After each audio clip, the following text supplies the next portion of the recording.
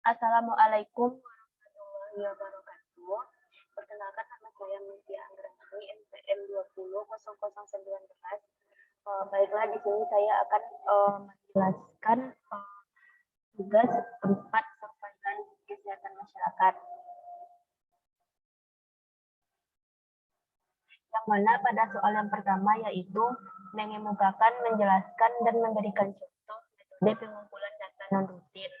Data non-rutin adalah data kesehatan yang dikumpulkan sewaktu-waktu sesuai kebutuhan dan prioritas pembangunan kesehatan yang ditetapkan oleh pemerintah. Data non-rutin terdiri dari data khusus meliputi data faktor risiko dan lainnya yang mengandung program pembangunan kesehatan. Data luar biasa yang dikumpulkan dalam kejadian luar biasa, wabah, bencana, dan kedaruratan kesehatan masyarakat. Sumber data non-rutin dan contohnya. Data tidak rutin dikelola oleh institusi pengelolaan program yang juga mengelola data rutin. Tujuannya memberikan informasi yang lebih lengkap maupun dari informasi yang telah didapat melalui pengumpulan data rutin.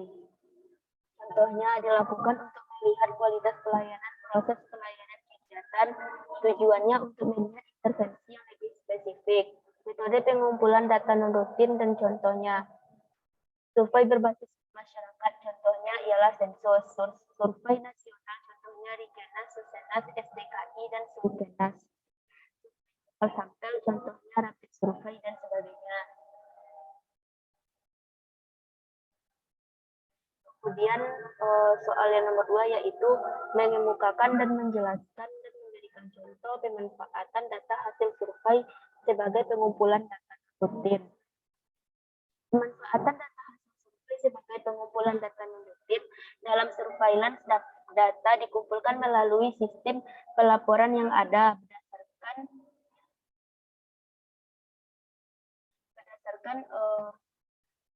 kepada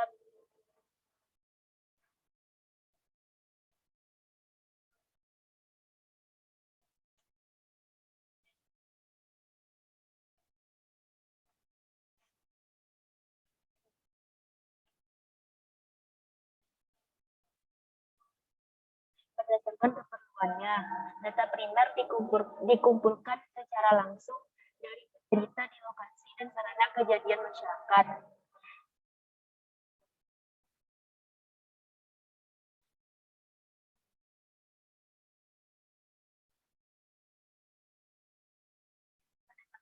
Pengumpulan data untuk surveillance dibedakan menurut sumber data, yaitu data primer dan data sekunder. Data primer dikumpulkan secara langsung oleh penderita di lokasi dan sarana kejadian penyakit.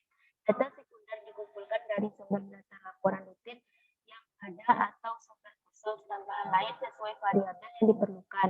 Surveillance secara rutin sering menggunakan cara ini. Ada data tersier, yaitu data yang diambil dari hasil kajian analisis dan data atau makalah yang telah dipublikasikan. Besarnya sumber data sangat tergantung pada populasi, yaitu data yang diambil dari semua penduduk merupakan data yang diamati atau yang berisiko terkena penyakit atau referensi populasi. Di suatu wilayah di mana penyakit terjadi, desa, kecamatan, kabupaten, provinsi, atau negara. Sistem surveillance rutin di kabupaten memanfaatkan cara ini melalui pelaporan sarana kesehatan puskesmas yang menjangkau seluruh wilayah kabupaten dalam survei khusus. Cara ini yang dilakukan karena mahal dan membutuhkan waktu yang lama. Contoh pemanfaatan data hasil survei pengumpulan data, contohnya seperti pada pengumpulan data surveillance epidemiologi terpadu pada unit surveillance dinas kesehatan kabupaten atau kota menyimpulkan data dari laporan bulanan puskesmas atau form P atau form 4 STP plus, laporan bulanan rumah sakit form 5A dan 5B STP rumah sakit, laporan bulanan laboratorium form 6A STP laboratorium 1 dan forum 6B STP laboratorium 2. Dan yang terakhir laporan mingguan PWS KLB form 4 PWS KLB.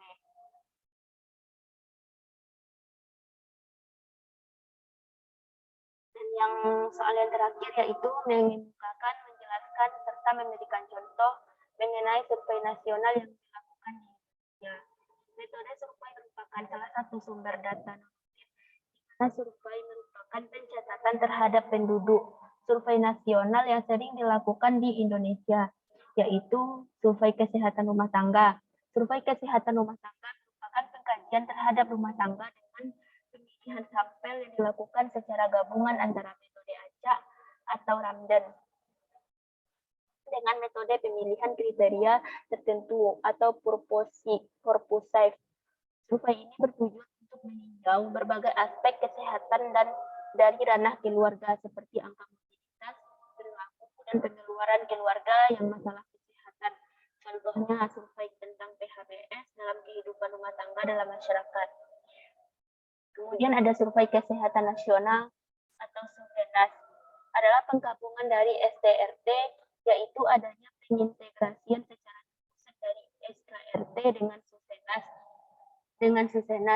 Surkenas diselenggarakan secara bertahap dalam siklus 3 tahunan. Pengintegrasian dilakukan melalui pemakaian rancangan sampling yang sama, penggunaan format instrumen kuesioner yang seragam, kolaborasi dalam persiapan survei, pelatihan, pelaksanaan lapangan, dan pemanfaatan data Surkenas yang bertujuan untuk tersedianya data kesehatan berbasis kesehatan. Contohnya, survei kesehatan nasional tentang penyakit HIV/AIDS setiap tahunnya.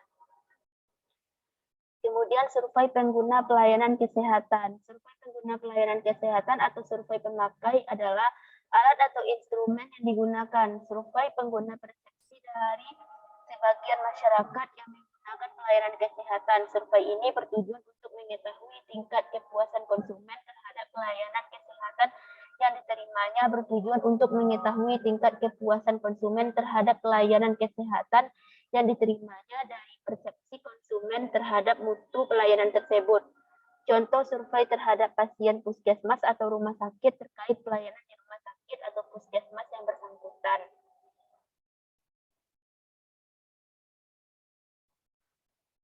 Survei Demografi Kesehatan Nasional atau SDKI. Survei Demografi Kesehatan Nasional atau SDKI memiliki maksud yang sama dalam mengumpulkan data transisi kependudukan, status kesehatan, dan transisi